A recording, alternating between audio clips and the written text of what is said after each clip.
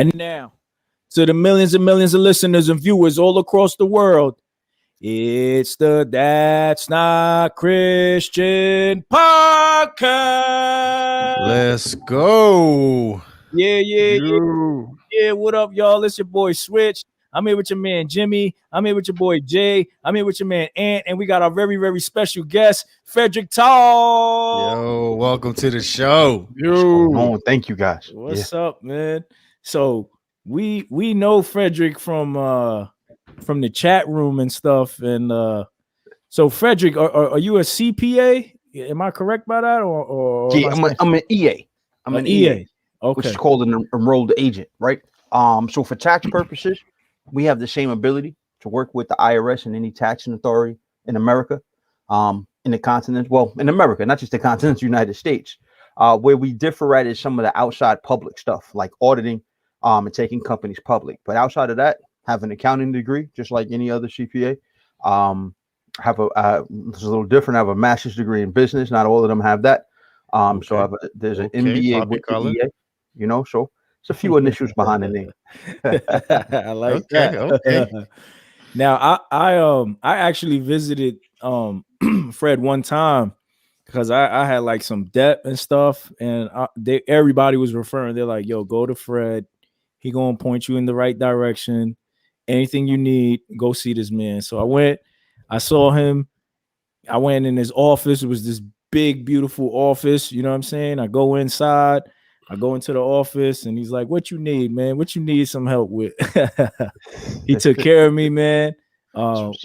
We were there for, I would say, maybe like 2 hours, maybe longer, and we chopped it up. You know what I mean, about life, everything, and it was a great time. You know what I mean, and very knowledgeable and helped me with my finances and stuff like that, as he does with the other gentlemen and females in the chat room.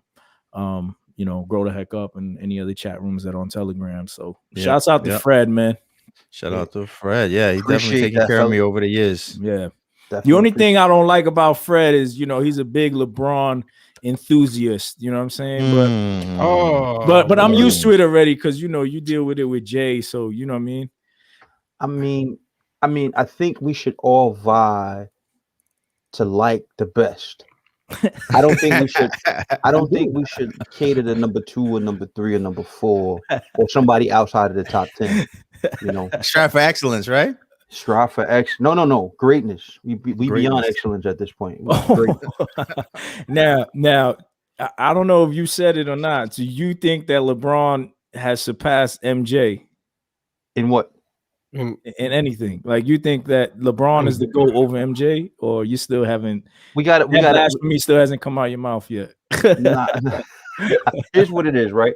When grandma cooks, right? You tasted the food, right? You can't say auntie cooks better than grandma when auntie's food is still cooking. So let auntie's food simmer. You can. You be like auntie learned from grandma, so it'll never be better. It's possibly that it's better. It could be the same. Could be equal. Nah. You know what? You know what though? I mean, to Ant's point. So I'm from El Salvador. For us, like Thanksgiving, what we do is we make like these turkey sandwiches, right? They're kind of like French dip sandwiches, right? But they're turkey and they got this gravy and all that stuff, right? My grandma, anybody will tell you, anybody in the family, she makes the best turkey sandwiches for Thanksgiving, right? Like people will order and ask her, like, "Yo, can you make me like a whole turkey?" You know what I mean? Wow. And so she taught me how to make it, right? And so about 3 years ago, I had to help her make it. You know what I'm saying? And so she let me rock it. You know what I mean?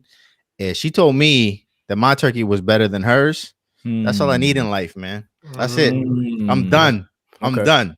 You know what I'm saying? So it don't matter who originated the recipe, it's who mastered it. You know, there you go. But sometimes grandma got more dishes, you know what I mean? More recipes than auntie. Very true. Very true. Very true. Very true. She only let you in on one. She ain't even open up the whole book on you. That's true. That's true. Now I'm shocked that Jay's not jumping in this conversation because he's already like LeBron over everything. You know what I mean? He about to let his head fall out just to be But he, he got the nice background today. Where are you right now? Like, you got this balcony. What's going on? Like, where are you, Jay? Oh, we can't hear you, brother. We can't hear you. My man is in Dubai right now. It looks like You're he's in mute, Dubai. dude. He forgot to unmute himself. There you are. Oh man, You talking? He ain't talking. Wow, you might as well talk in the chat. We'll read it for you. Shoot us a text. Oh, look, He's saying very words angry. that we can't understand. Well, anyway, Jay, for y'all that listening out there and y'all that watching, you can see that he's out in DR right now. Yeah. You know what I mean? But you know what? He couldn't speak on LeBron, so look at God. You see God that? muted his mic Right. at that moment. Right. Y'all should stop that. Divine intervention, boy. Look He's at still trying to God. unmute himself. Nah, dude, you can't. Can't mess with God, yo. I mean, at the end of the day, if he ends up being the all-time leader in the scoring, if he ends up being top 10 in assists, He might. no, I'm saying, I think he'll end up. He can pass the scoring yo, without question. because And- he's and- playing like he ain't got no stop. And then, Well, LeBron surpassed Jordan in certain statistics already, right? yeah, but here would be here's the poetic justice of the whole matter. This would be bananas because we already saw when he went to LA. All of the Kobe fans stopped talking bad about LeBron because he went to LA. Yeah. That's how it always works. But here's the thing: if he finishes in LA and he ends up going to Charlotte, where Mike owns it, that would just be poetic justice. Then all of the haters would just stop talking. Can't say anything, right? I don't think he's going to Charlotte, though. I don't think he's doing it either, but I'm saying that would just be poetic justice. You know what I will say? I will say that Jordan has better sneakers than LeBron. That he does. And we all agree on that? That he does. Yeah, Oh, for yeah. sure, for sure. Agreed. Jordan got That he better does. looking sneakers than LeBron. That's Even a fact. even And Kobe Curry. got better. Even Kobe got better sneakers. Yeah. Yeah. I mean, LeBron got the most comfortable ones, though. I ain't gonna lie. Yeah. Okay. So yeah, but like I said, you ain't getting robbed for LeBron, so Right. You you ain't ain't hit that status yet. but if you're a Nike VP, Oh, your son might sell some. Your son might sell You some. might sell them all. Some Might sell discounted some ones. discounted sneakers. wow. Yo, that's a crazy story, man. What's a crazy story? That one you just said. The one you just segue to. What you mean? Let them know. Let them know like what we talk about right now. The people don't know. Man, what's up, Ann Hebert? Ann Hebert, Nike VP. Mhm. She stepped down as a VP because her son did an interview with Bloomberg, basically hyping up his little company from his reselling. But it come to find out he used her card to spend $132,000 to fund his reselling. Her corporate card. Her corporate card. They didn't say it was a Nike corporate card. She could have her own, for what we know. She could. Yeah. So yeah, I mean, we don't know for sure, but it was the corporate card, and it was a lot. And this dude had pictures, like tons of pictures, and I'm talking about thousands of sneakers. Wow. He had a whole warehouse, right? Huh? He had a whole warehouse. He had a warehouse, but in a lot of with his employees. Pictures, yeah, I think he had like 12 employees. What? Oh wow, really? Yeah, this dude is reselling sneakers. Yeah, college dropout. And it was just wild.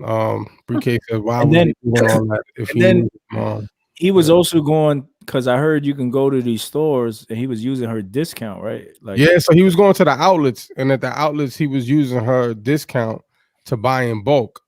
So the outlet stuff is already on sale, so he was using her discount on top of that and I'm sure buying it's tons of heavily discount for employees and a VP especially.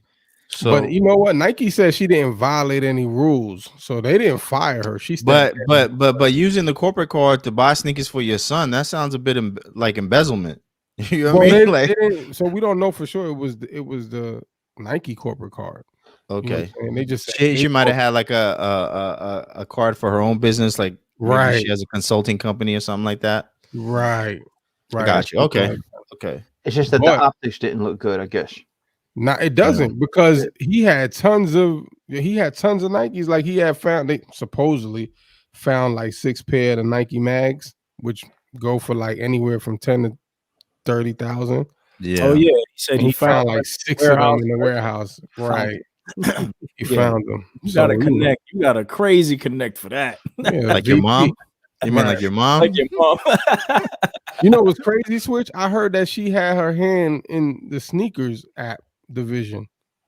So you can imagine, you know what I'm saying? Like she had control over who got what, or you know what I'm saying? Because people never get anything on that app. So they were saying that Nike's policy is, you can get the discount, but you cannot use your discount to resell. To resell, right? That makes sense. Okay. But so she had to step down, right? Because obviously this was going to blow up in their face. And there may be a suit coming as well, but that we'll never hear about. Yeah. There may be a lawsuit coming. But is he going to be good?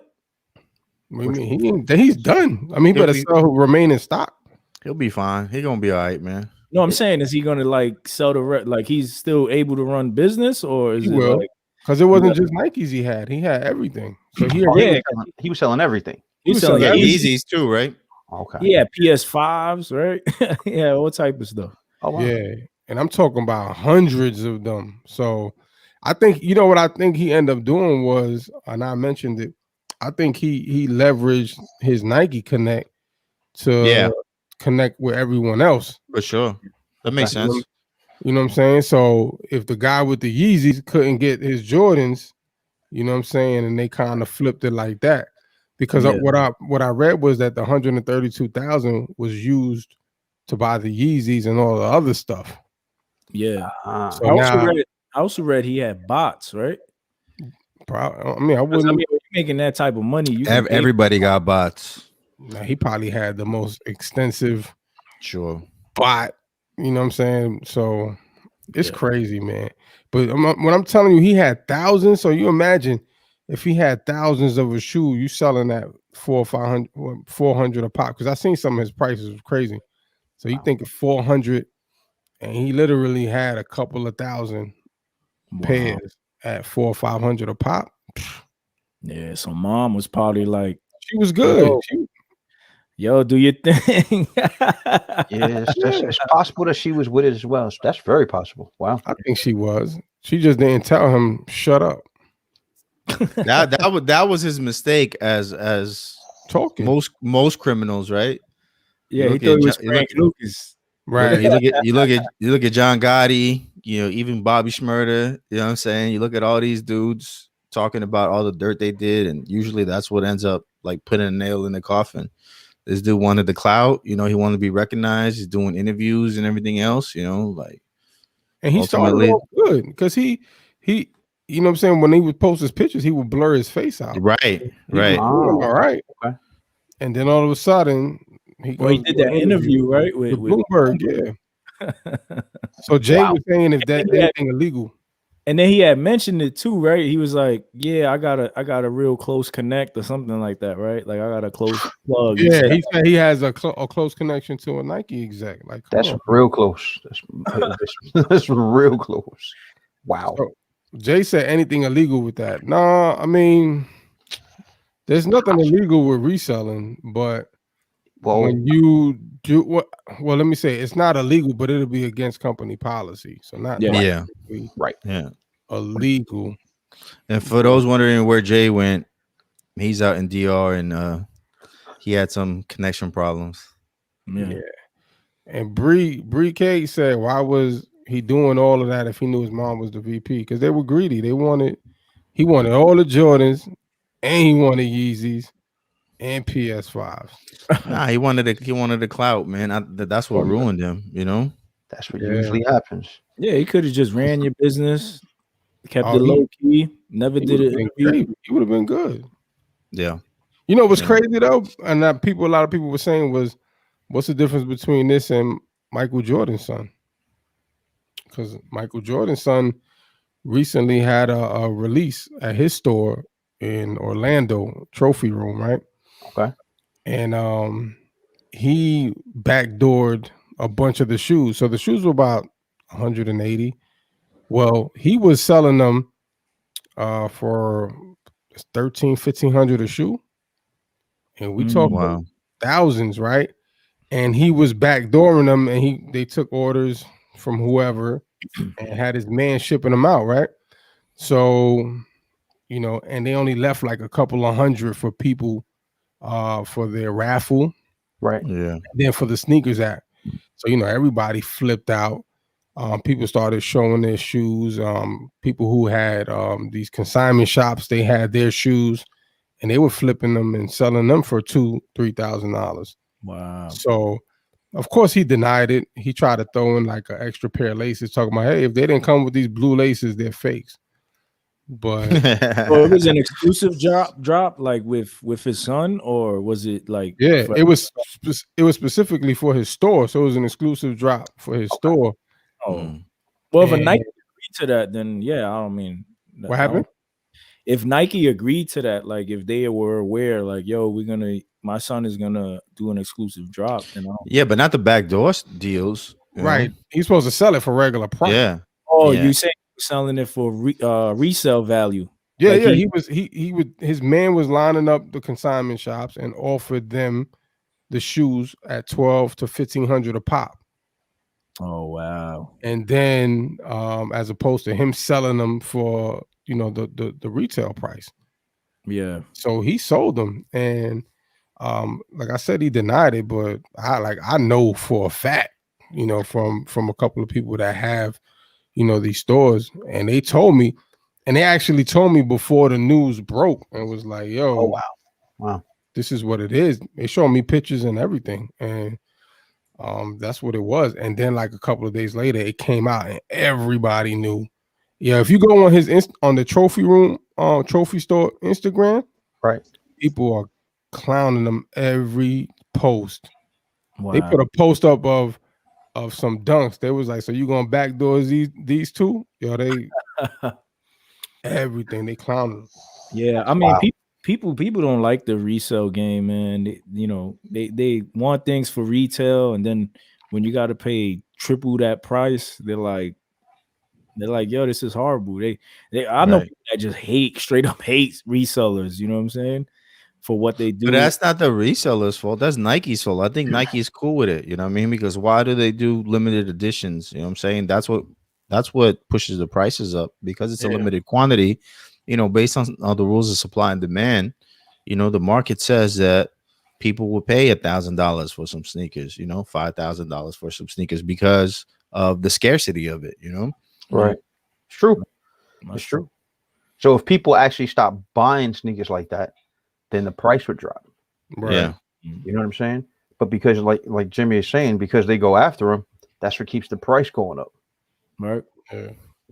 Crazy. And having these websites try to adjust to that too with the bots and stuff, aren't they trying to do like more draws and things like that?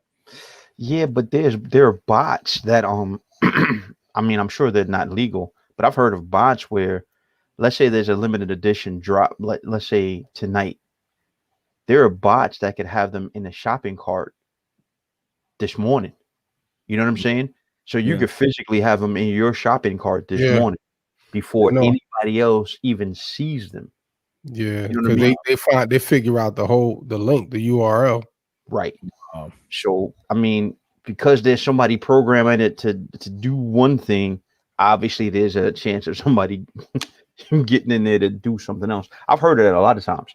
Like, hey, these joints are dropping tonight, and somebody has it all. I've seen pictures where they said these are already in a shopping cart. So when it actually drops, all my credit card is going to do is bang one time, and I'm done. Mm-hmm. Yeah, like less than 10 seconds, you're out of there. Exactly. Yeah. I need that. I need those bots.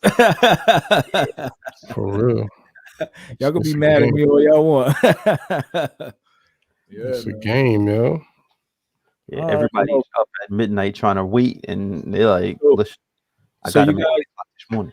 you guys think that this what they did was unethical at the end of the day? For her, I mean, I don't see it that way.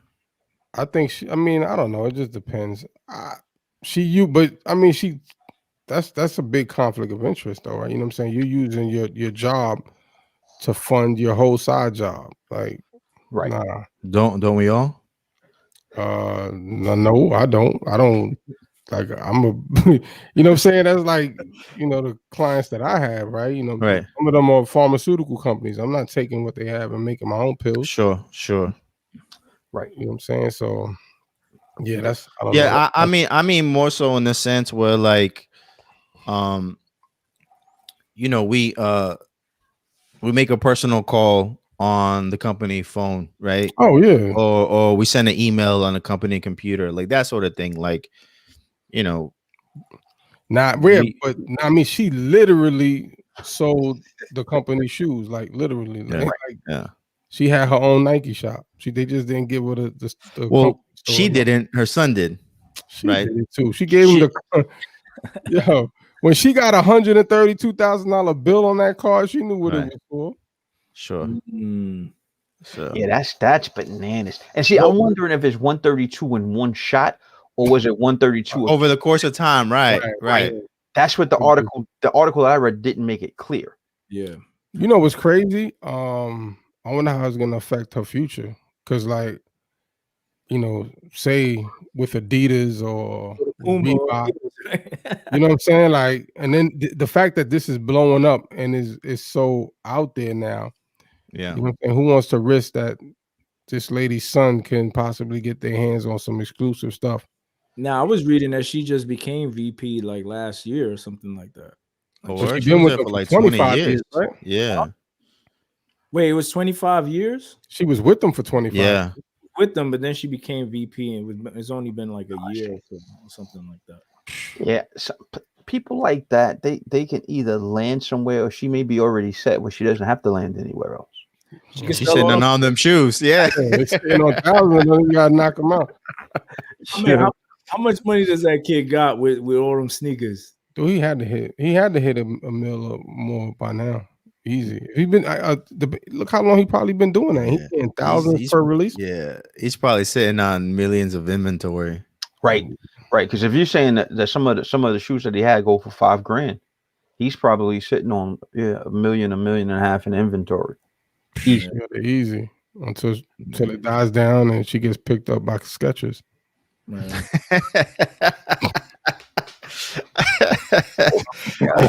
I hope he's paying his taxes. Then there's another whole story if you're not doing that. Whole nother. She just got to move to Puerto Rico. You know what I mean? Oh, like Paul wants to do Logan Paul. Yeah, smart. That's smart. He want to go to PR, huh? Smart. You know the only problem with that is that you can't vote for any of the presidential elections. You know? No. So you gotta weigh it out and see,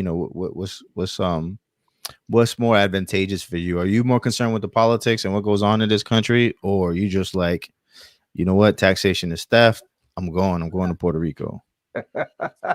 So Fred, break this down to us, because he's saying he's gonna get a house over there, right? Right. He loves it. It's beautiful. He said like he thought Puerto Rico was like a third world country. He went there. He was like, "This beautiful. It's wonderful." People were mad about that too. That he said that. That was a third world country. Yeah. He shouldn't have said that. He's gonna get kidnapped. Don't worry. Listen, but Puerto Rico has been on the top of the murder capital list a couple of times. You know what I'm saying? So him saying that isn't far fetched. Now him saying it out loud is a problem because now he gonna be a target. You know what I mean? He definitely. And I think the area they said he was looking at, it looked nice in the day, but at night, oh wow, really? Yeah, because it's by the beach and everything. But trust me, they lurk over there. Savages, yeah.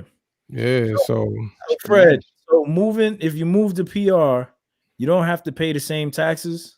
No, there's a PR has some kind of exemption So, but like every business can't do it, and you can't halfway do it, meaning that you physically need to be a resident. Yeah. You can't just say, all right, I live in America, like California or New York or Ohio or wherever, and then I'm gonna move. I'm just gonna buy a house in Puerto Rico. No, you can't. It doesn't work that well, right? If you try to do that, you're gonna get caught up because the key thing is this wasn't happening back in the 80s much. There's this thing called Nexus, and Nexus basically says, and this is a legal term, so all the lawyers out there, you can back me up or just type in the chat if this is because this is kind of a high level, right? Nexus basically says if you are operating in my state, although you're saying you're operating in another state, then you're still basically operating here, right? So the idea is if you move to Puerto Rico, physically move to Puerto Rico, own a property there, change your driver's license, become a resident of Puerto Rico, then what this gentleman is doing to get around the tax code is that can work. But you can't just say, I'm going to buy some land or buy a piece of property in Puerto Rico. I'm still going to live in New York and operate my business. Right. It doesn't work that way. Ask Amazon. Ask Amazon if it works that way. Oh, right? What happened to Amazon when they did that? Right. Because, well, here's the thing. If we dial back a little bit, maybe like 6-7 years ago, I may not have the exact date right, the year right, but we all can remember a time when we would buy something from Amazon and we wouldn't pay any sales tax. No, right. I remember that. Remember that, right? You used to buy something from Amazon, there was never any sales tax. Well, here's what happened. New York was the first state to sue Amazon. They sued Amazon, they sued Overstock.com at the time. And it was 3 large websites at the time that they sued. I know it was Amazon and Overstock. I forget the third one. Nonetheless. I think it was Zappos. Maybe. Okay, that makes sense. That makes sense because Zappos was big at that point. It was huge at that point, right? And then California came in and sued, and they sued on the premise of Amazon on the premise of this: you're operating in our state. Amazon says we're not operating in your state. At the time, their warehouse was in Kalamazoo, Michigan. They said our warehouse is in Michigan. We're not operating in your state. The New York State Tax Department came. New York State Tax Department came in and said, listen, you're operating in our state because you have third-party sellers that are residing in our state. Those third-party sellers represent your company. So you physically have boots in the ground in our state. And because of that, every time somebody in our state buys something from you guys, even if they don't buy it from a third party, because your third party guys are in our state, that means you're here. So we need to collect our sales tax. California and New York sued and won. And then all the other states jumped in. Yikes. And that's why now when you buy something from Amazon, you pay sales tax. California commies, man. You see that they're trying to do a tax. Cali's trying to do a tax where, like, because a lot of people are moving and they're trying to do a tax where if you leave, you still got to pay taxes to California because you made bread here, you went to school here, you did your internship here. Yeah, bro. They may not be able to get away. That doesn't sound legal. They might not be able to get away with that. I hope not. They may not. Now, if you earn money in California, that makes sense. So, like, I know you guys have a lot of people that live in like Nevada that come to California to work, right? Right. Or some of the other surrounding states, like Northern California. Some people live like in Washington and they may work in California. So in those cases, yes, if you work in the state of California, then you are responsible to pay some tax to California because you work in the state. But people that actually live in the state and work in the state and they move and they no longer work in that state, you can't tax those people. Right. That's what I'm saying. That doesn't sound constitutional. That's crazy. I'm with you, Fred. I'm with you. So, going back to Paul, was it Logan Paul or which one is it? Yeah, Logan. Yeah. Going back to Logan, I saw people, people getting upset. with that. One, his comments, and two, with him going out there. I mean, here's the thing: if you could take advantage of lowering taxes, if you're in a position to do that, then do it. Right. It's like people that live in a heavy tax haven state like New York or California, and then they are able, right? Not everybody's able to do this. If they're able to move to a Nevada or move to a Wyoming or move to a Florida or move to a Delaware, right, where there's no state taxes and they could save 5%, 10%, 16%, then if they do that, we can't be angry at that. They have the ability to do that. Yeah, right. I think a lot, when I was reading about it, a lot of the anger is from that it's offered to people outside, but not people already in the island. You know what I'm saying? So like if a person in the island started their own business, they don't get the same type of corporate tax benefits as opposed to someone like him that comes in.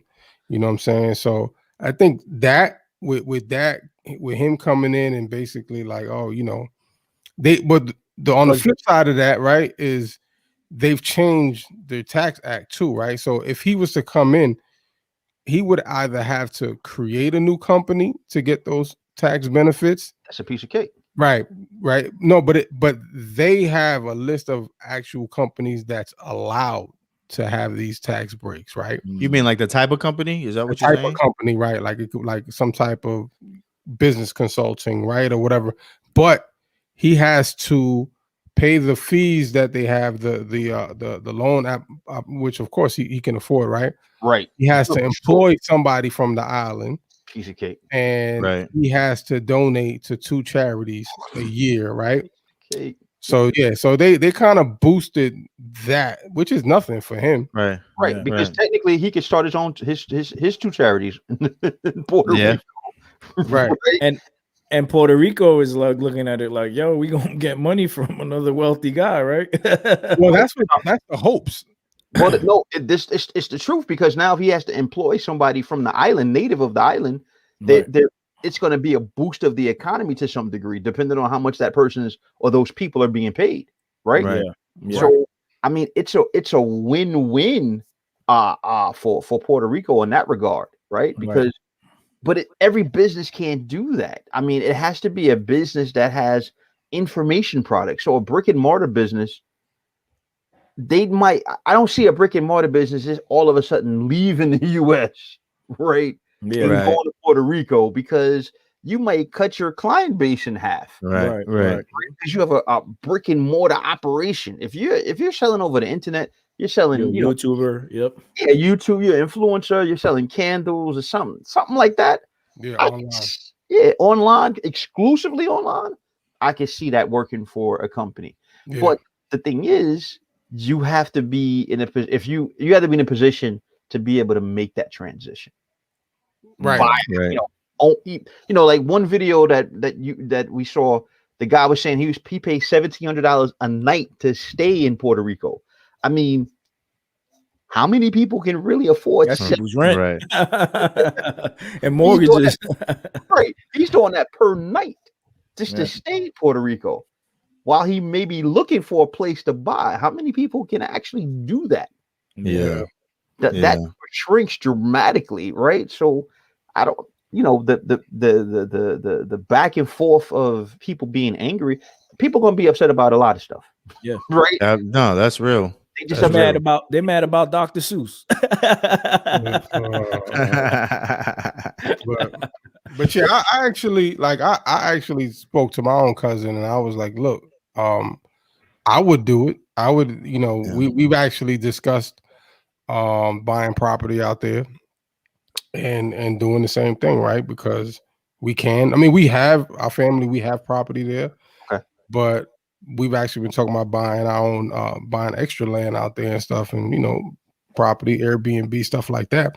Okay. The thing is, he can live there. He's retired, so he can actually physically live there for, for 6 months out the year, which I believe they need you to do or whatever, right? To physically be there and all that. That's it. Yeah, it's 183 days or something like that. You have to Like it ain't no. You gotta like they gotta physically see like your kids gotta be in school there. Like that's okay. We I'm can saying do that. That's nothing. But you have to change So- everything over. Driver's Yeah, license, they everything. have to be your main That's residence. Yeah, you easy. gotta electric bill, all of that. You know. Yo, like I'm gonna quote my man Fred right now. Piece of cake. Right. Again, that's a small part of the civilization, small part of American society. I could say, you know what? Yeah, I can check all of those boxes easy. Right. Right. And we're going to Puerto Rico, or we're going to Aruba, or wherever. Right. It's a very small percentage. I mean, if I had to guess, it's probably like 2% of the country or less. Crazy. Yeah. Yeah. Hey, But if you could do it because I say it because I know a lot of the people, and I've seen like a lot of people in the island angry at the fact at the way Walmart and all these big corporations come in and don't pay their taxes because of the tax benefits, right? And I think that's where the anger comes from. Is it stemmed from that, and then now they're like, oh, now you're gonna let these rich dudes come in and basically suck up all the resources and not pay anything. Well, they are paying something. They're just not paying the people. Right, but they're not paying the taxes, right? Which they're in debt of, that's the main thing. They're paying somebody, right? Before a company that size lands in a place like that. Oh yeah. Oh yeah, for sure. Somebody's being paid. Exactly, and that's always been the issue with Puerto Rico. And their government. Puerto Rico, they still have taxes in Puerto Rico. The only thing you're not paying is federal taxes, personal federal taxes. But that's huge though. Right. That's huge. Yeah. You know right? what I'm So saying? the country, the island still gets revenue from their state taxes and whatever you want to call them. Right. Which is not a lot. It's not a lot because you got a lot of the people left to the mainland. You know what I'm saying? A lot of people.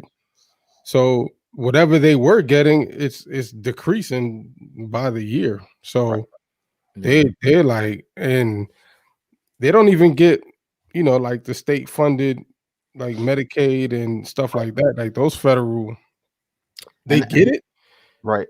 But they only get half of what a normal state would get. Oh wow! See, now that's something that should be fought for. Right. Yeah. But they can't, right? Because they're not a state. So it's like, Are you sure? Are you sure about that? I'm sure. They only get 57% of what Medicaid in comparison to like Mississippi. Oh, okay. Wow. Yeah, that's something that should be. Is that every American territory, or is that just Puerto Rico? That's just Puerto Rico, from what I understand. Okay, that's interesting. Yeah. They still get like do they still get like Social Security and unemployment and welfare and all that? Again, they don't get it the same as they would. They don't get the same amount. So what happens is they're so far in debt that they basically borrow from each of the buckets to pay other things. Wow. So if they don't have enough money to cover Medicaid for this month, and they have a cap on it too. Okay. So if they don't have enough to pay, then they take the money from their retirees, or they'll take the money from their government workers, and they just move stuff around like that. So sounds like America. Yeah. It's terrible. So a lot of people are leaving because of that. You know what I'm saying? And that's what I think. That's where the anger comes from. Because it's like, yo, we out here struggling. Y'all giving tax breaks to people to eat off our land. You know what I'm saying? I think it just comes from all of that.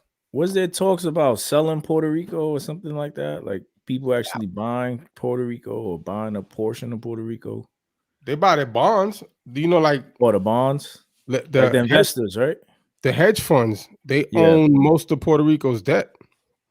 So when Trump was like, when Trump made his comment like, oh, Puerto Rico need to take care of their debt with Wall Street first, it's that because the hedge funds own most of their debt. You know what's funny about that? You know who the largest borrower is that a debt that America has? Who? China? Nah, take a guess. Ooh. It's the American people. Yeah. America owes more money to us taxpayers than they do to China or any other country. Most of America's debt is held by the people. It's to the people. Because they've been borrowing off of social programs for ages. So that's why when Jay mentioned that, I'm like, sounds like America. Yeah. So they owe us money. We're And the biggest debtor. It's made to seem like it's another country. But when it comes to our stimulus, they right. holding on to they that want to give our bag, money like, back, right? No, that's your grandkids. That's your grandkids who's paying that stimmy. Right. Oh, that may be us. Because the money they're throwing around, remember, the country only makes money two ways. They only make money from taxes, right? Mhm. And if they take resources from another country. Right. It's the only way the country makes money. So how are we going to pay this 1.9 trillion? We just gave up $900 billion at the end of 2020. Right. Yeah. He just sent out $900 billion. So now we're going to print up another $1.9 trillion just 4 months later, 3 months later, because we did that in December. It's March, right? Right. So it's not our grandkids going to pay for it. We're going to see some of that, because ultimately what's going to have to happen, right, is taxes are going to have to be increased. That's ultimately to take care of all of this. You can only kick it down the road, but so long. At some point, somebody has to pay it, right? Yeah. Somebody has to pay it. So that may be us. So Leon had asked the question. He goes, where does this idea of tax come from? And what are the ways in which we get taxed? Like, where do our taxes go? That's as old as the Bible.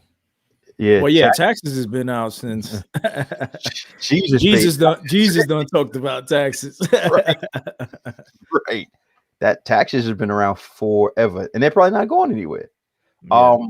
But where does the money go? It goes to, well, I'll tell you where it's supposed to go. I can't tell you where it actually goes. But I can tell you where it's supposed to go. It's supposed to go to fund all of these government programs. It's supposed to go fund welfare and Social Security, the defense fund and education. It's supposed to go to all of those things. So I guess the best way to look at it is if we don't take it at a federal level first, take it at a town, at like a town, right? Or a city. A city imposes property taxes and income taxes on its citizens because that's how it pays for education. That's how it pays for its police, its sanitation, everything, right? It pays from the cities get money from the federal government, but also they're getting money from the residents of that state to handle all of those things. And the federal government is the same way.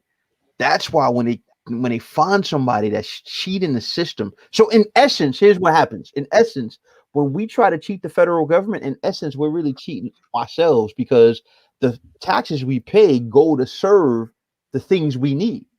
Right. So, I mean, by right, when somebody cheats the federal government, we should be turning those people. I know that sounds crazy, but we should be turning those people in, because they're basically robbing services from society because they won't pay their fair share. Right. Oh, well, we need to turn in Trump for spending our money in all those golf games. But I'm even talking about the person around the corner that says, I'm talking about the person around the corner that says, hey, because I have 2 kids, I'm not working. And hey, I let you borrow the kid. Oh, not borrow kids. They're not working at all. They got 2 kids, they're not working at all. And they say, hey, I got this business and I made $15,000 a year, and they get back like a $7,000 refund, right? When they have no business at all. They're actually stealing services from the American population. Because that $7,000 that's going back into somebody's pocket unlawfully is probably stopping a kid from getting a computer to do remote learning. Yeah. It's bananas. We don't think about it like that, but that's what it is.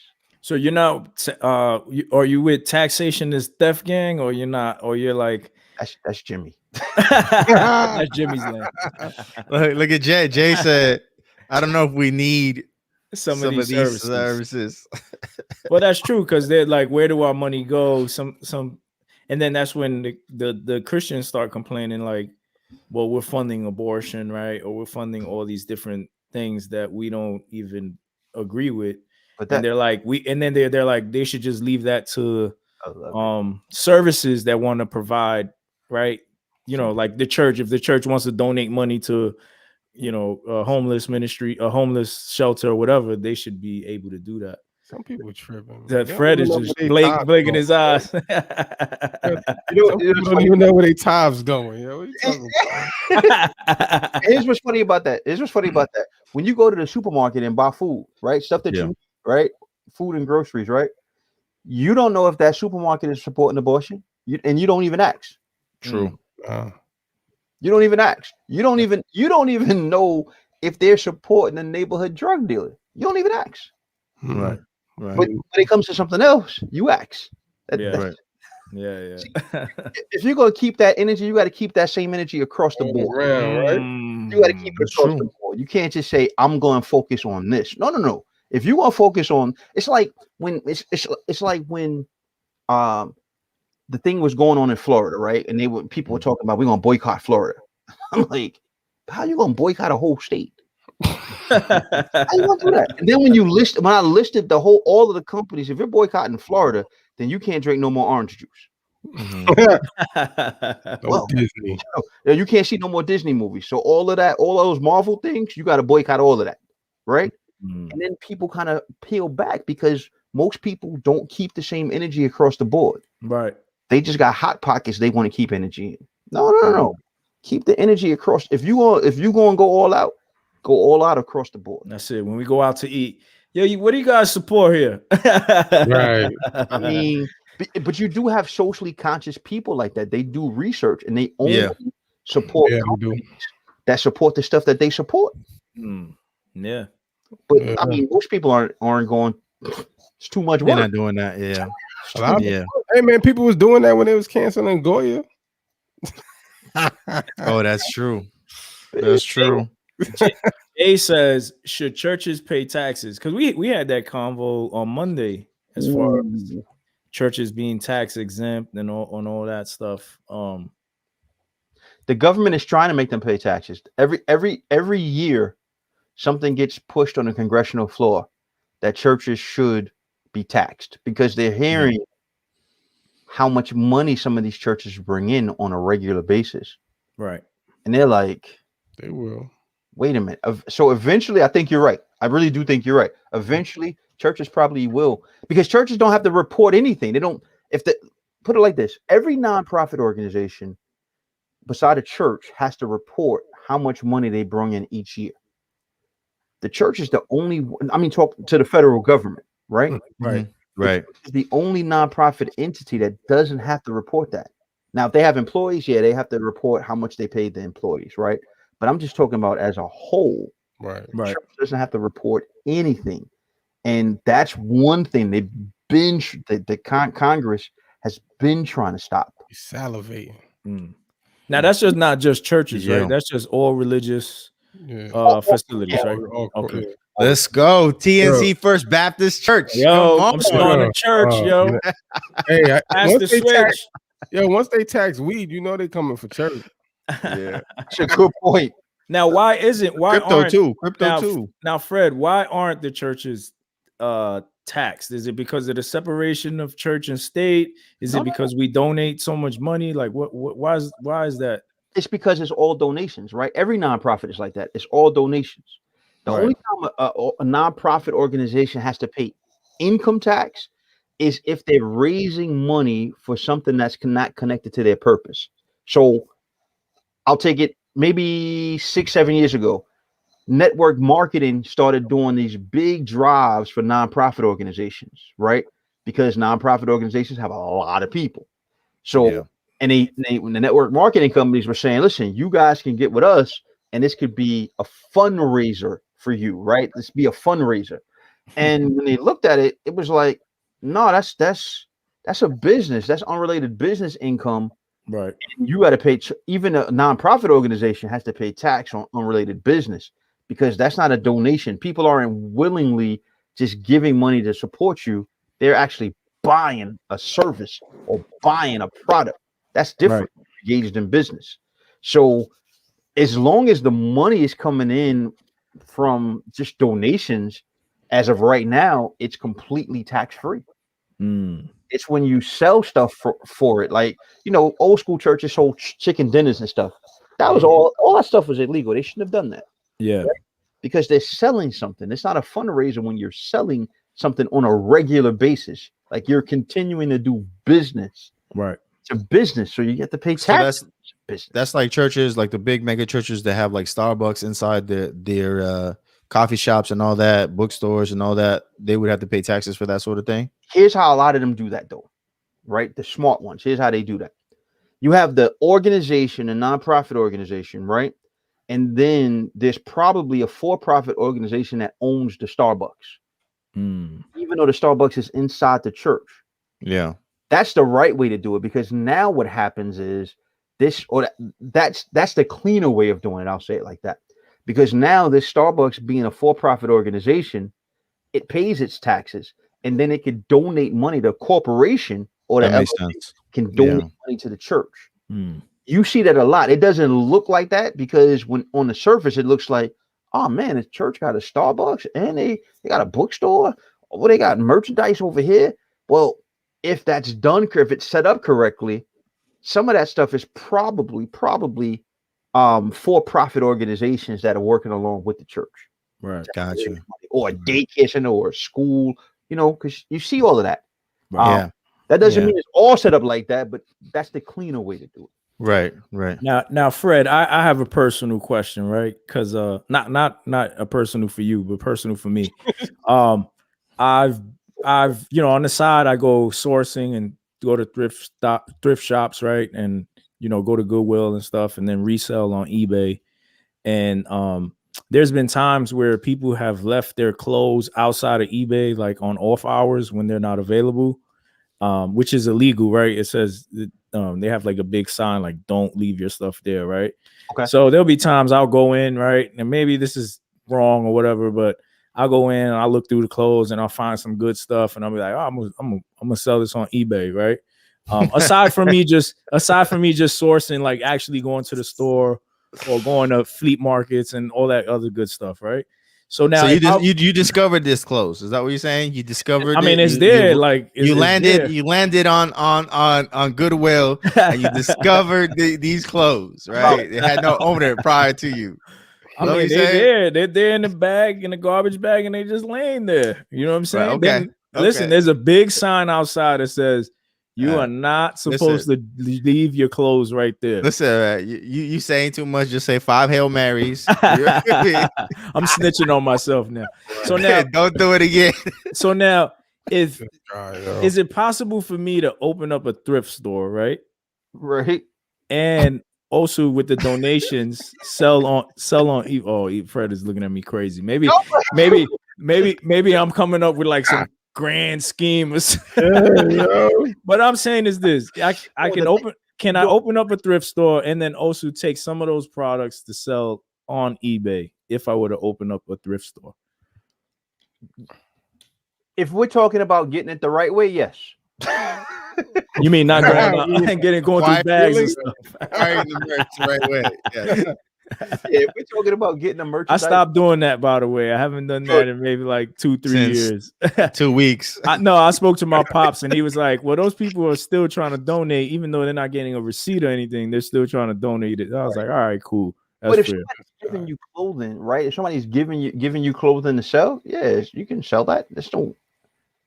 So I would pay the taxes on the eBay, but then whatever I get from the store, right? And whoever comes in and pays for the items in the actual store, that's the non-for-profit aspect, right? If you're a nonprofit organization, right? If you're a nonprofit organization, and we would have to see what the purpose of the organization is, right? On the surface, based on what you're describing, if you're a nonprofit organization and you're doing something like that, I could foresee that being a tax exempt type situation. Okay. Yeah. Like say you're opening up a thrift store and then your purpose is like education or something. That would his purpose is to feed kids in the Bronx. 2 specifically. Well, that's what I'm saying. Like but you have to give back, right? In some kind of sense, you have to give back something, right? Yeah, it gotta be. The idea of the nonprofit organization, one of the stipulations with since like I want to say 2014.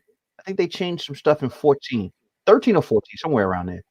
Is that no officer of the nonprofit organization or board member of the organization is supposed to mutually benefit from the organization outside of a salary, right? Because what you had happen back then was grants, like in 2010, grants were huge in 2010. So what you had happen is you had people forming nonprofit organizations, getting grants to acquire a building or a piece of property, and then once the nonprofit acquired the piece of property, the nonprofit would somehow, quote unquote, give the property to one of the members of the board or the president. Oh, that happened in California. My governor did that.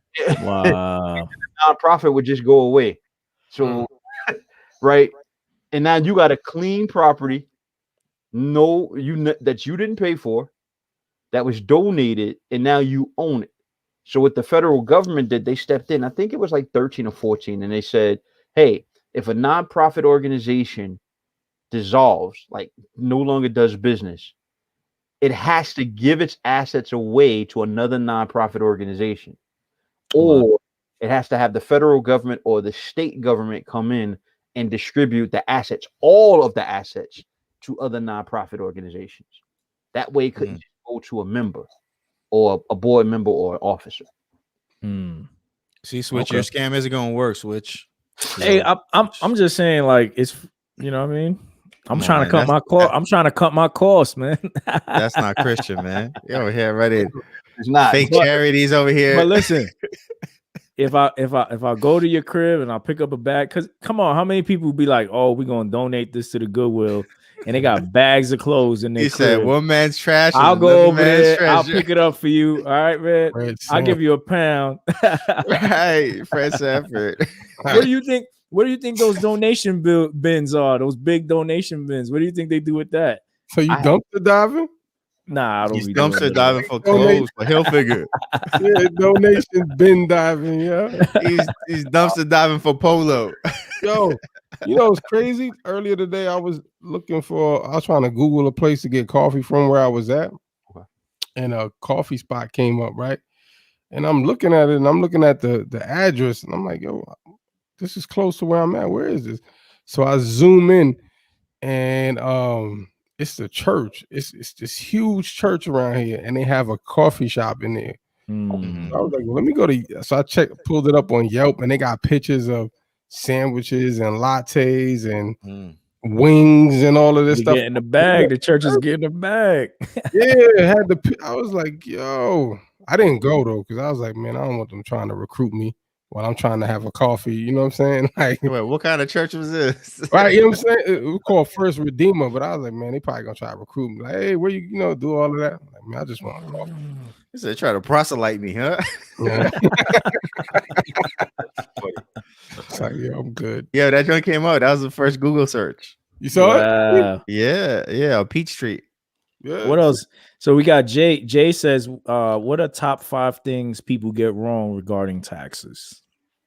Oh, top 5. Okay. I'll throw them in any order, right? Not necessarily 1 to 5. I'll just throw them in order. Throw them in any order, right? Top 5. 1, that your house is a tax benefit.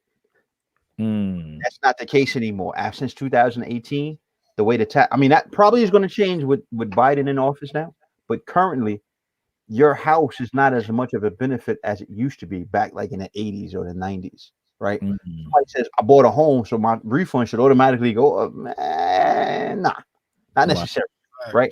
You buy a house now you buy a personal property now, it shouldn't be for a tax write-off. It should be for security and the fact that, as long as you're paying the mortgage, you're not going to come home one day and there's locks on the door because the landlord didn't pay the mortgage. Right. That's that. I would say that's one. A second thing would be that if I have a business and my business takes huge losses, that's a tax benefit. No, it's not. Because at the end of the day, what ends up happening, you're in business to make money, right? So you're not in business to generate losses. Otherwise, you could just do like the Liberty Mutual commercial. And you know how the guy in a Liberty Mutual commercial, he takes his wallet out of his pocket and he just throws it in the river. You might as well just you're here to make money. you're here to make money, right? And the thing is, what we gotta realize is when you make money, there's probably some taxes you're going to pay.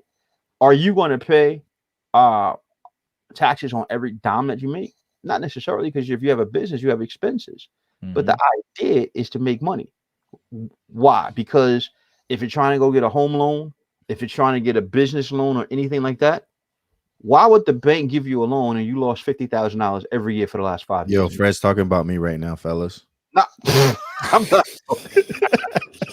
He's talking about me right now. I'm not talking about anybody in particular. But that idea also came with the whole Trump thing, right? Where they were saying that he was losing money and somehow he was offsetting the taxes. Here's what probably happened, right, with that scenario. Probably, I didn't see anything, but I'm saying probably on a law on a legal side. Remember when he filed bankruptcy, right? Yeah. Mm-hmm. He was building the Taj Mahal, right? He filed bankruptcy. He probably took a huge loss. Now, in certain instances, on the business side, in certain instances, if you take a huge loss, you don't take that huge loss in 1 year. The law at that time said you could carry. So let's put some numbers to it to make it make sense, right?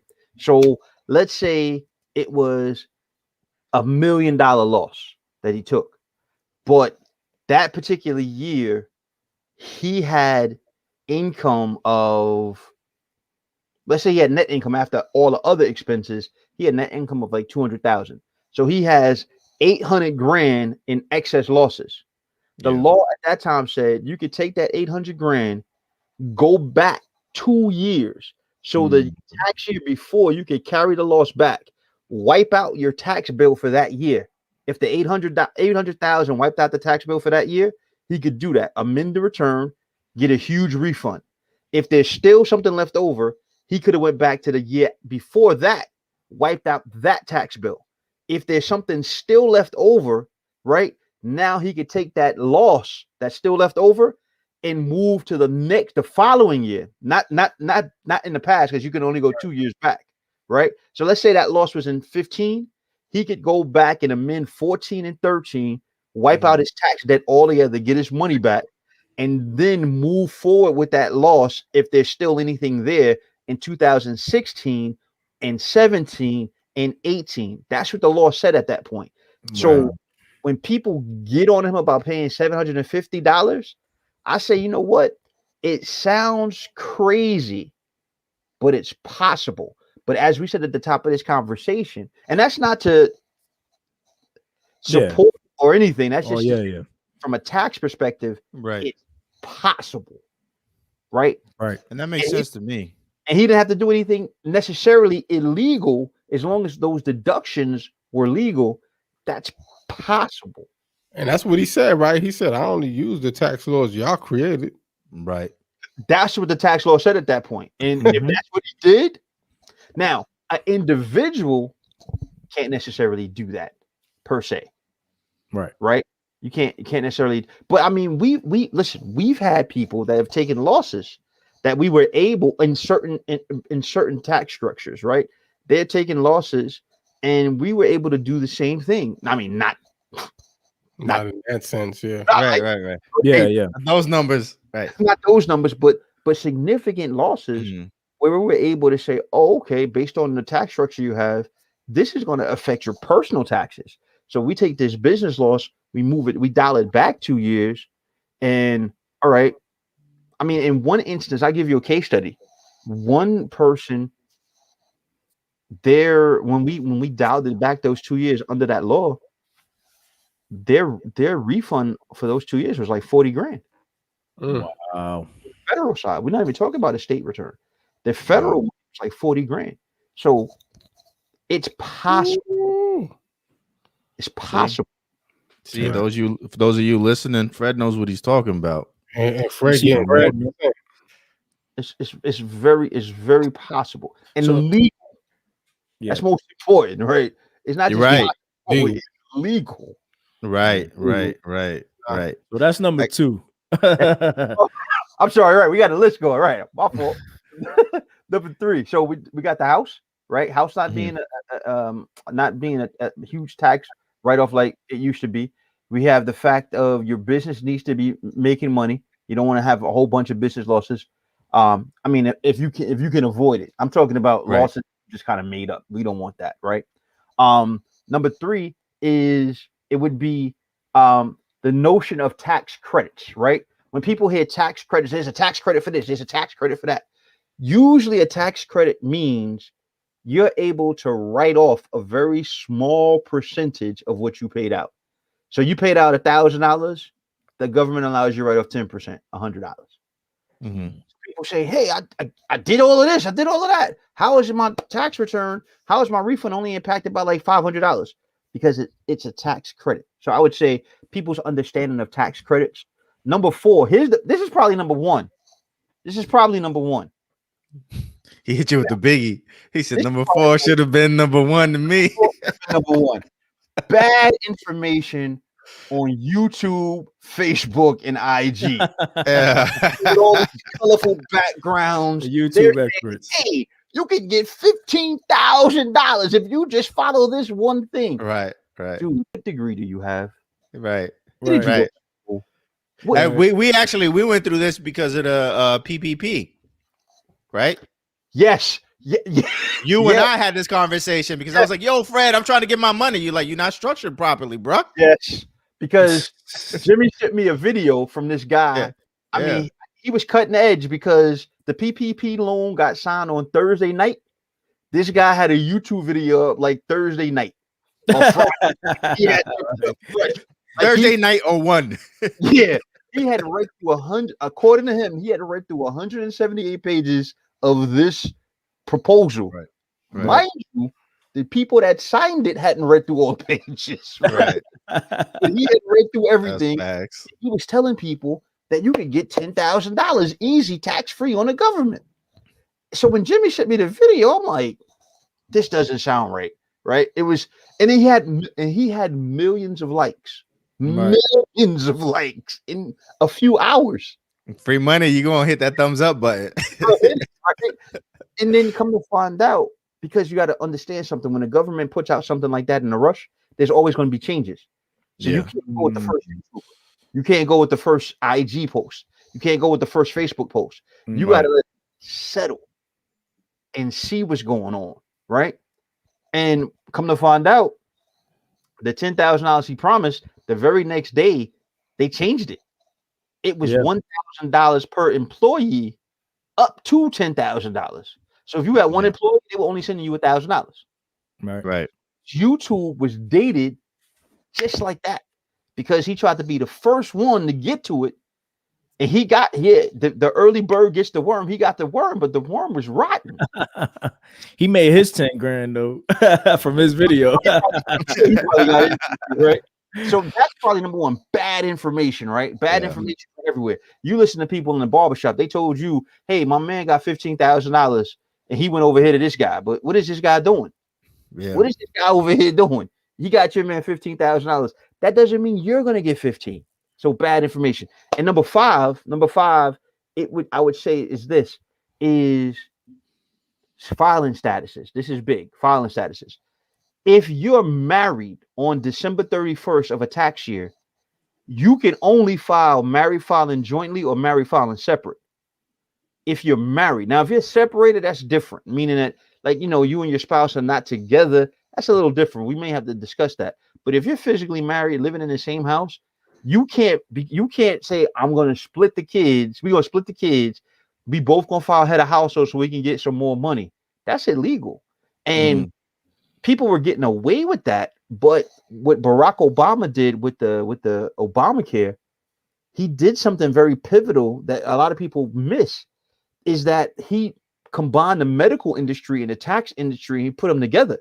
So now if spouse number 1 has the medical insurance and spouse number 2 is being carried on that medical insurance, well, back when they changed to Obamacare, the insurance company wanted to know everybody's relationship that's on that policy to the policy holder. Mm. So they said, hey, that's my spouse, because what the insurance company was going to do, if this wasn't a spouse or a kid of child of yours, they were knocking them off. They were telling them, like, you can't be part of the policy anymore. So when the medical industry reported that stuff, they reported that stuff to the IRS. So the IRS has that information. Right. So again, that could be bad information, but that's them boys, especially in Black and brown communities, right? Always an issue in Black and brown communities. So that would be my top 5 on that's good. High level. That's my top 5. That's a good top 5, man. I definitely learned something. Yeah, I like that. I like that. Definitely would be top 5. So if you got go ahead, Jimmy. I was just gonna ask. Now you made mention of, like, if your status or you're structured properly. So, like, for someone for like Switch or us, like the podcast, right?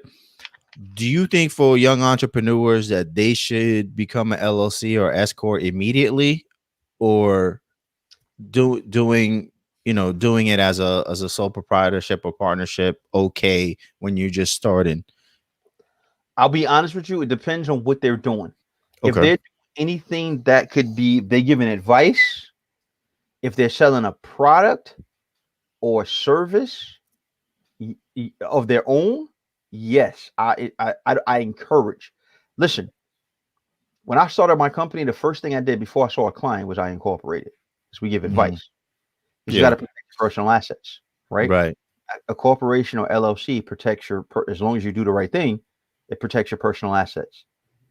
If you're a network marketer, you're selling somebody else's product or service.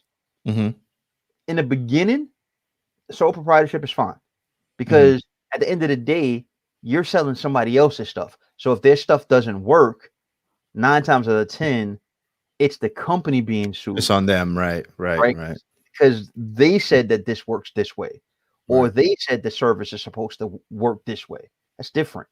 Network marketers, I encourage them to incorporate for tax savings, right? Once they start making money, once they get close to making 5 figures on a regular basis, not even 6, 5. I tell them right away, you got to incorporate, because all the higher ups, what they don't tell you, because they can't, because it would be tax advice, is all the higher ups in those companies.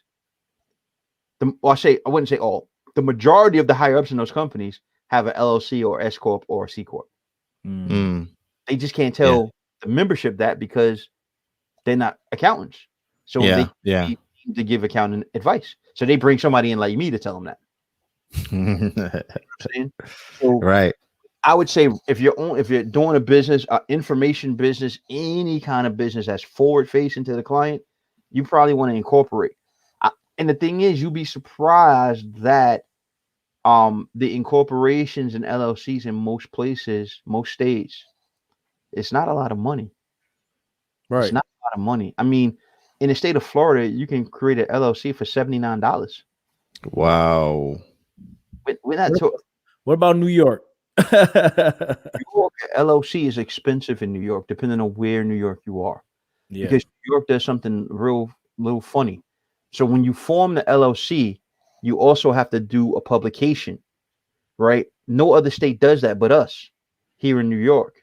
And I don't even know why that's the case. But the idea of the publication is, if you just form the LLC, you pay a little $200, $300, whatever it is, and you form the LLC, right?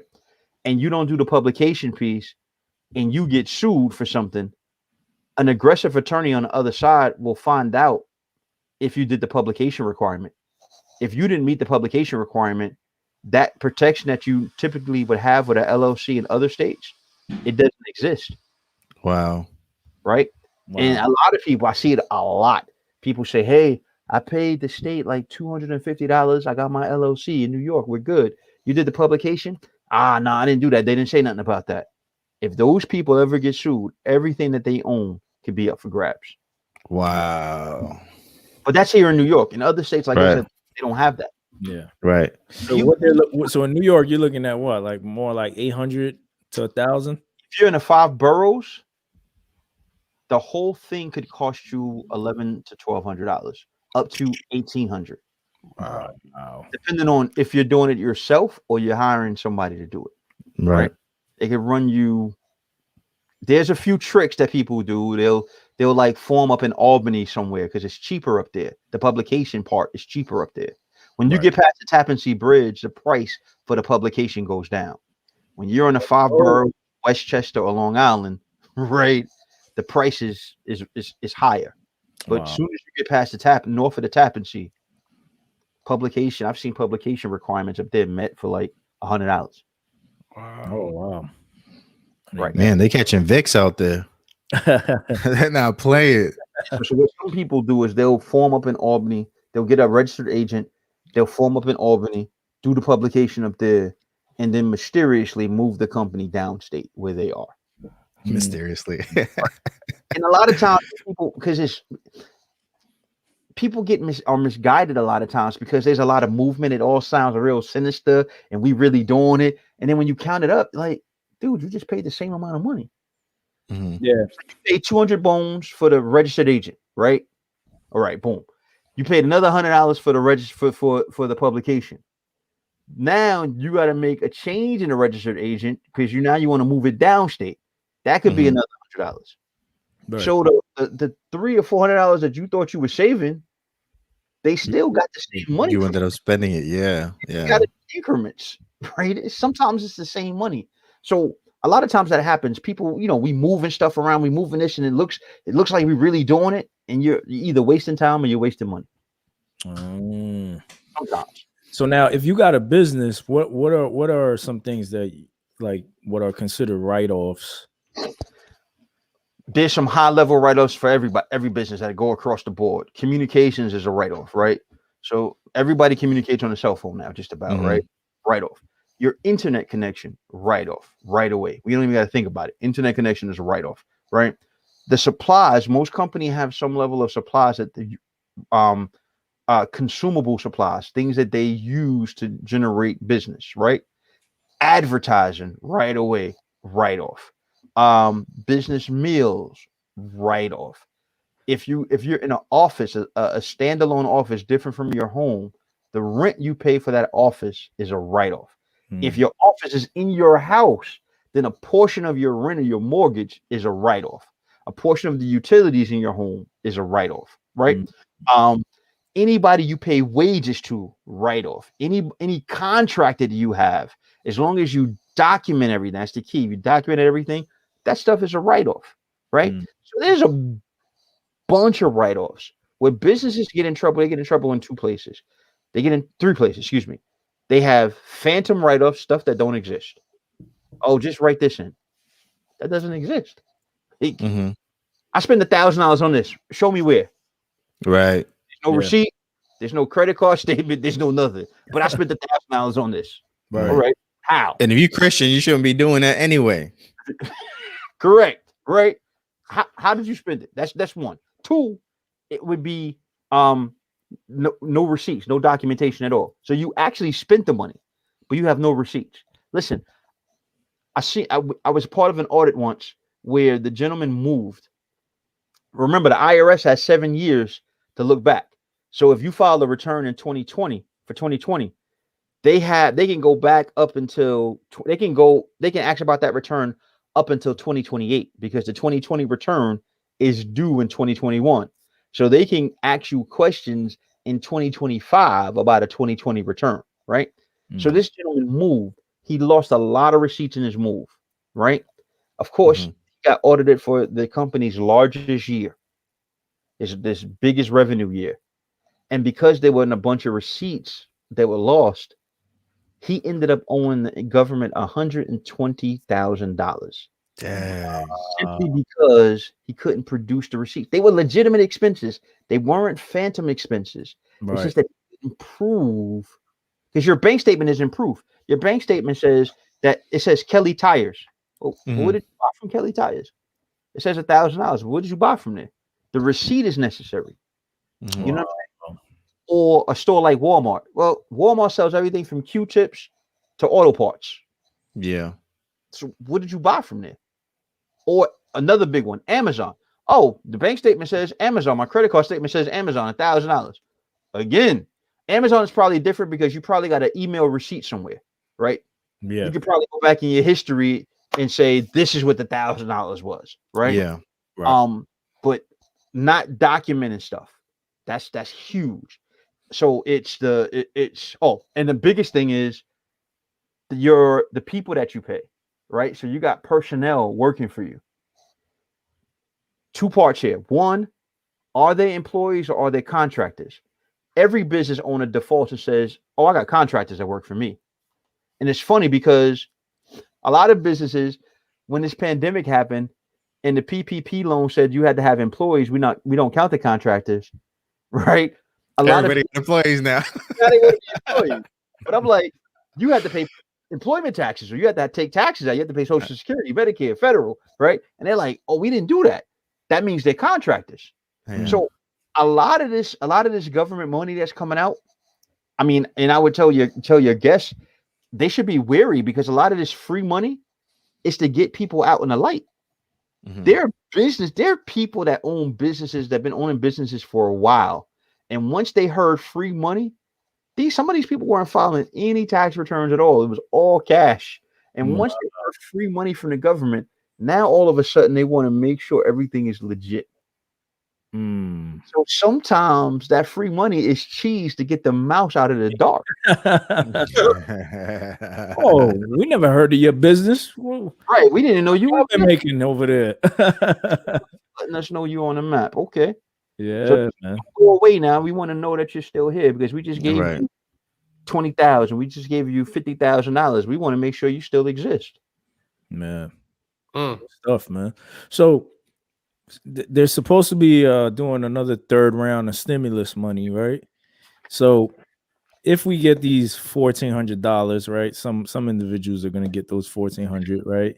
Right. What would you recommend for us to do with that?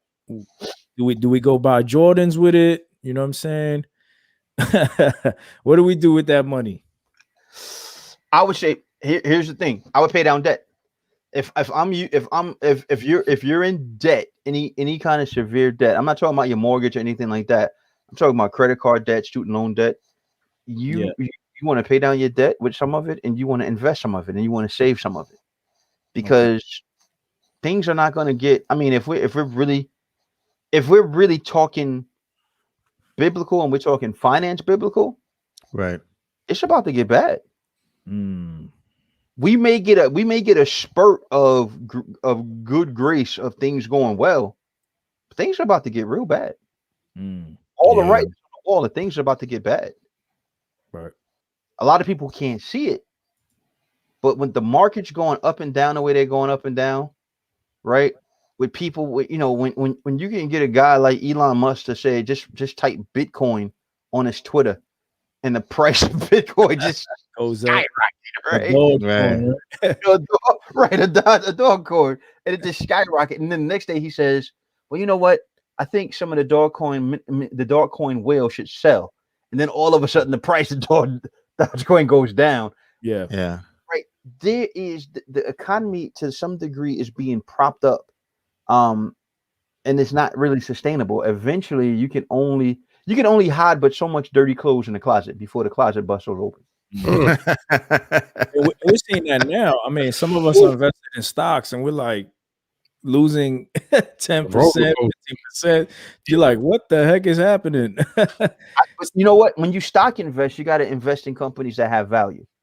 Yeah, you got to you got to have some. It's the tried and true tradition, right? You're gonna have your companies that kind of have growth spurts. You're gonna have your companies that come out of nowhere, right? So you're gonna have your hype stocks. You're gonna right. You're gonna have your AMCs. That stuff is gonna happen, right? Yeah. You're gonna have. Remember in the summertime, Kodak went up out of nowhere, right? Mm-hmm. I mean, when Kodak went up, I was scared because I was like, Kodak, isn't that the same company that had the Polaroid? Yeah. Hey, we don't even do that. Kodak went from like $15 a share to like $70 a share in the same day, something bananas. And I'm looking at it and I'm like, what happened? I mean, so some of that stuff you look at it and you got to say, something's not right. There's no way this company doesn't even advertise anymore. Right. Right. Their share price to triple in a day, right? So, and then we found out that, you know, they got some government funding, and people found out about the government funding before the government made the announcement, and people jumped in, and that's what made the price go up, right? But you place companies that have value, right?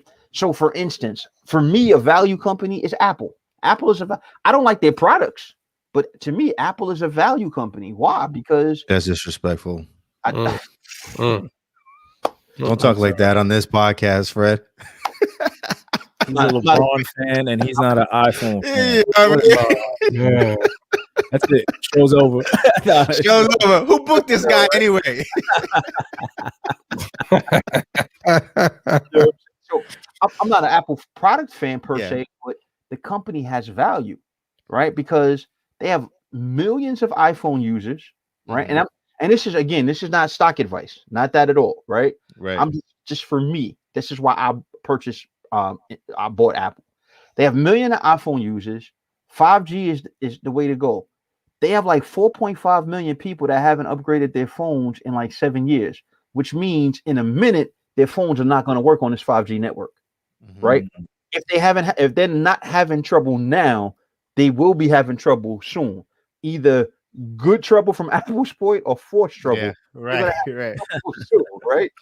So to me, that's value, because every year or every 2 years they're coming out with a brand new phone, and they're improving the technology, and the older phones stop working. And then you hear Apple jumping into other areas, right?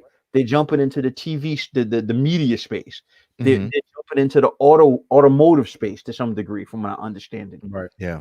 To me, that's value. So you buy a company that has value. Tesla, a company that has value, right? Jay already told my Tesla doesn't advertise. Look at him. Jay's hype right now.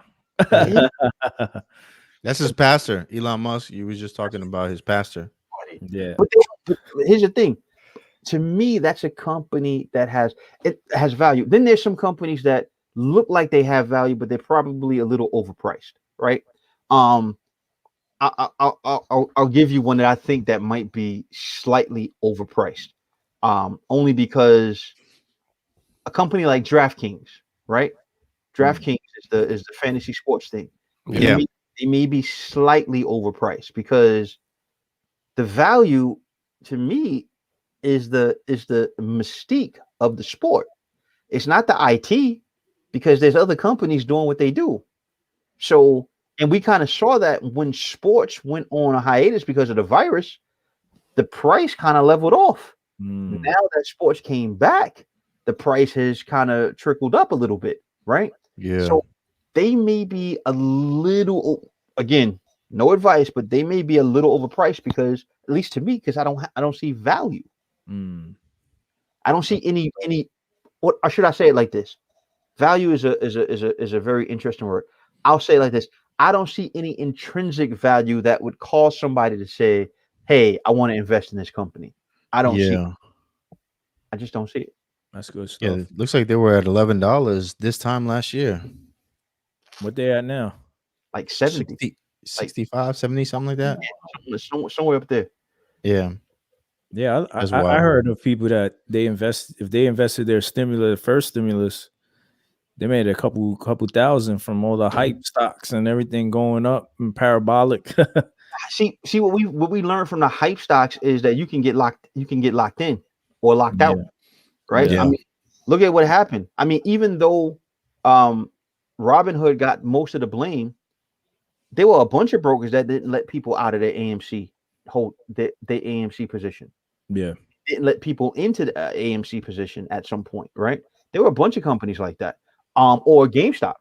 They were like, we knew people that had GameStop shares beforehand, before all of the Reddit stuff, right?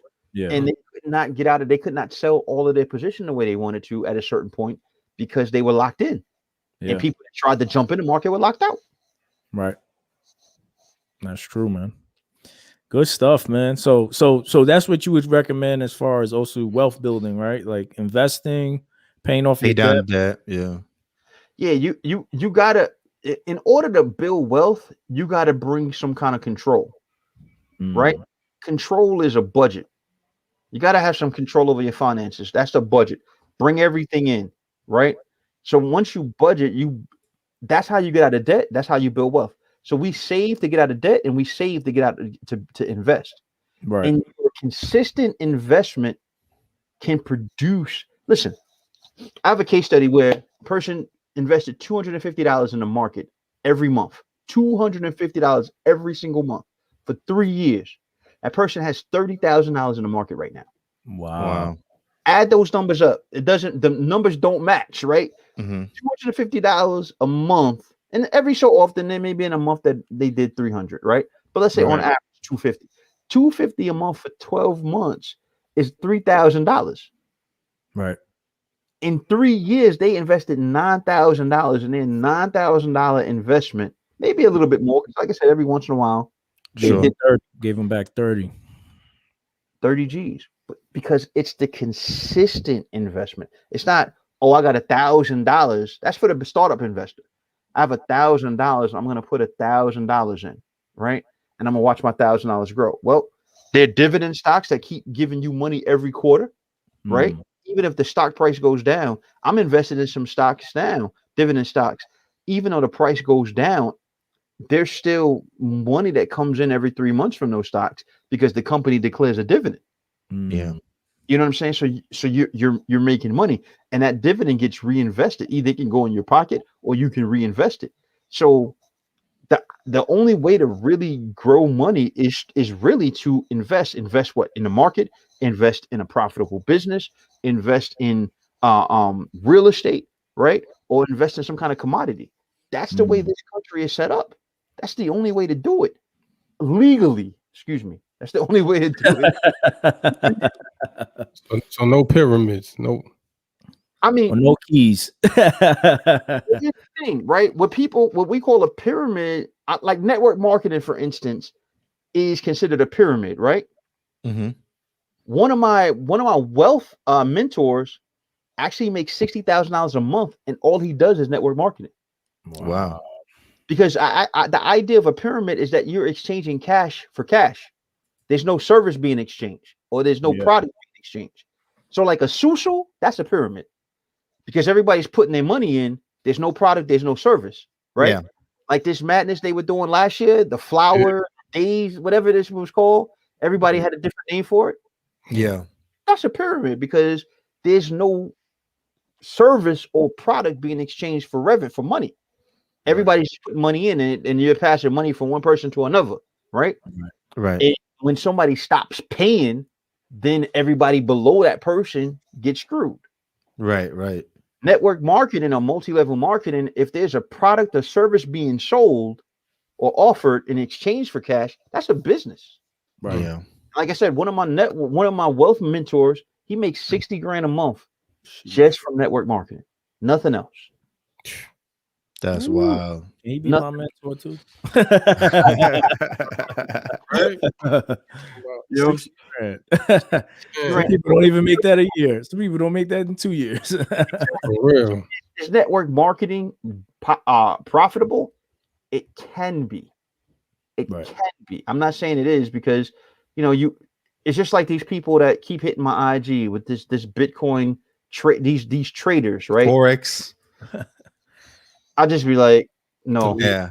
Ignore. I'm the same way. You got cash on the bed? No. Any of your profile cash in the bed. Yeah, I've seen that. Just with flashing Right. You know why? Because wealth doesn't operate like that. If you're really making money, have you ever seen Jay-Z? Ever? We'll DM somebody like, yo. let's get this Hennessy money, right? It behaves. That's how you can spot the fakes, right? Mm-hmm. Because money behaves in a certain way. It behaves in a certain way, and so when it starts behaving outside of that character, you already know this can't be for real, right? Even if the people even if the person just got into the spot of making money, somebody is telling them that has money saying that's not a good idea. Don't do that. Yeah. Somebody's pulling the coattail like, nah. So it operates in a certain way. And when you see something different, So right away, and I get 4 or 5 of those people a day. Nah, we good. Like now blocked. So hit him with the Matumbo. I guess we'll end this with a final question. Getting ready to buy your first home. What are some things that you recommend for people who are looking to get into their first home? Oh, this is good. 2 years out, when you know you're gonna buy your house, 2 years out, start paying down debt. Don't open up any more lines of credit. I told one person, they were like about to buy a house and their car broke down. I said, listen, try to go buy a used hoopty. Seriously, don't try to buy a car right now. Don't buy another car until you get into your house. Listen, before my wife and I bought our house, my AC unit in my car went out completely. It wasn't working. They tried to put free on it. It just wasn't working. What I did, and it was summertime, it was hot in New York. It was like 90, 98 degrees. I just left early, like 6 o'clock in the morning, rolled the windows down. I stayed there until like 7 o'clock at night when the sun was about to go down. Yeah, I pulled all the windows down and drove real fast. Because what happens sometimes is, depending on where your credit is, if you start opening other lines of credit, right, then it impacts your credit score. Right. So I'd say pay down debt, right?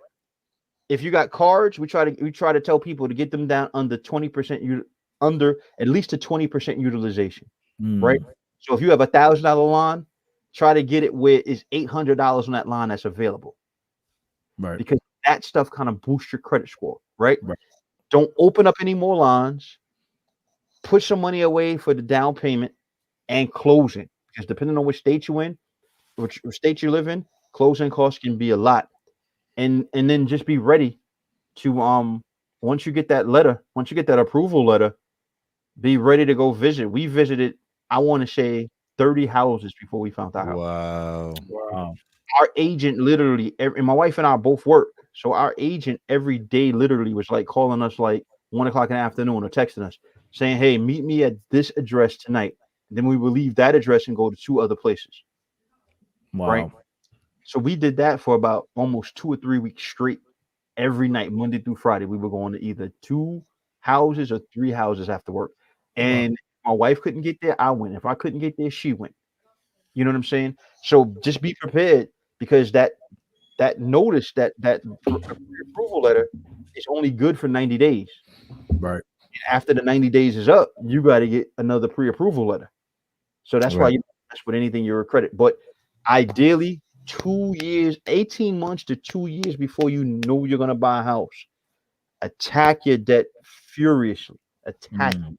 Get that, if you got credit cards, get that utilization down under at least to 20%. If you got student loans, one thing that I did, my understanding is that the law changed now. One thing I did with my student loans is, when I knew we were getting ready to buy the house, we were like 6 months out, I called a student loan company and I said, I need to go on deferment, right? So I don't need to make any payments. What that did at that time, when you're on deferment, they're not reporting to your credit agency anymore, right? And then most importantly, that dollar amount that you're supposed to pay every month doesn't get factored in to your income to debt ratio. Now that law is different. It's like, my understanding now is, I talked to a mortgage broker a few months ago, and he says now what they do is, if you have a student loan, whether it's on deferment or not, they take 1% of whatever the total is and they add it into your income to debt ratio. So it can kind of numbers off, right? Yeah. So you be aware of that. And then find your team. Find your team ahead of time. Find a reliable broker, right? Find a reliable mortgage person, and find a real estate agent. Our broker, what sold me on him was, he came to our house. He knew I'm self-employed. We work late. My wife was employed. When we filled out all the information, this is obviously before COVID. What he did is, he came to our house and he said, call me. And he was like, listen, so what time you guys get in? I said, we get in like maybe like 9:30. He was like, all right, I'll be at your house at 10 o'clock at night. And I looked at my wife, I'm like, this dude ain't coming at 10 o'clock. At 10:01, ding dong. And he came with a stack of papers. This is after we had already, gone through the process. Yeah. He came with a stack of papers like this. And he didn't rush us through the process. He took it page by page. He said, this is what this is. Sign this. This is what this is. He left our house at 12:01 that night. Wow. Or should I say that morning? I was sold. That's my mortgage guy for life. Yeah. Right? Because I was sold. The service that he offered was wonderful. And you got to have a real estate agent, because the real estate agent, while you're working, they're supposed to be working on your behalf to find you places so that you can go visit. If your real estate agent isn't calling you and you're always calling them, you need to get rid of that person. We told our real estate, we told our real estate agent what we were looking for in the areas we were looking for. And she went to work. And like I said, every day we went through 3 real estate agents. 3. Wow. The first 2 didn't do that. They probably were doing it part-time, which is nothing wrong. I don't knock a hustle. If you're doing it part-time, that's fine. But let us know that, right? We ready to rock and roll after work. I'm like, okay, where are we going? And they're like, well, let's do it on Saturday. Well, it's Monday. People buy houses every day of the week. Yeah. But this last one, she did it full time. So we told her what we wanted. And then, like I said, every day by 1 o'clock in the afternoon, she was texting us, meet me at this address tonight. As soon as you get off work. What time do you get off? As soon as you get off work, meet me at this address. And we would go look at the houses. And then, like I said, we would go to like either another house or 2 other houses that same night. Wow. That's what I would say if you're looking for a house. And don't fall in love with the first one. Yeah. Never fall in love with the first one. Right? Yeah. And then you can buy your crib. As long as you know what you want, you'll get what you want. Yeah. That's great advice. Well, that's good stuff, man. we got a well full of knowledge today. Yo, this was a seminar right here. This is dope. For real, man. You probably charge for these kind of things, right? Yeah. He said, Yeah. Well, with that being said, man, I'm gonna wrap it up with the scripture of the day, man. And besides us talking about all the wealth and prosperity and all that, there's a scripture that came to mind. There's no greater wealth than the blessing of the Lord, right? So Absolutely. This is Proverbs 10:22. The blessing of the Lord makes rich, and he adds no sorrow with it. Amen. Amen. So Fred, man, let everybody know your IG, the business information, and we're gonna have it in the show description as well. Okay. It's at Mr. Towles, MrTowles on all platforms. And that's easy. Yeah, it's real easy, right? And the business is the Towles Group Inc. THETOWLES Group INC. There we go. Yeah. That's what's up. So, man, appreciate you, taking the time, spending with us. Thank you so much for your time. Definitely. You guys are inviting me for real. So now you're based out of New York City, but you can help people anywhere, right? Everywhere. We have clients in 25 states. So it doesn't matter where you are. As long as you're in the continental US, that's not even true because we have clients in Alaska. That's not continental US. So as long as you're in the US, we can do it. Whether that's taxes, whether that's getting your finances in order, that's starting a business, whatever it is. Like I said at the top of the program, where we are, the group part comes in because we're like a one-stop shop. Anything from $0 to $20 million, if it can't be done between our office and our associate's office, it can't be done. Period. Or it's illegal. Or it's illegal, right? Or it's illegal. It can't be done. But our base is we're in Uniondale. Our base is in Uniondale, New York, which is Long Island, Nassau County, not far from Queens at all. Like 15 minutes from Queens. Okay. You hear that? I'm listening. So he can fix your taxes wherever you at in the US. You know what I'm saying? Maybe even Puerto Rico if you out there for 6 months. So so holla at Mr. Towles, man. Stop playing. and get our merch game up at shop.that'snotchristian.com so that we can make enough money to move to Puerto Rico, do our taxes. We'll make 60 grand a month, right? 60 grand a month, right? We're trying to get the merch up so that we can hire him. So, yeah, but with that being said, man, appreciate everybody. Thanks for tuning in. Appreciate all the comments. Jesse, Kyle, Leon, appreciate Jay and DR. This dude asking all these tax questions. You're gonna have to hit Towles directly, hire the man. Right. He's in Queens too. Oh no, my Jay over here, the DM. He over here, the comments. Yeah. So man, appreciate y'all, everybody, man. Thanks for showing love. Yo, thank you, Towles. Thank you for your time. For sure. Thank you. I appreciate that. Peace.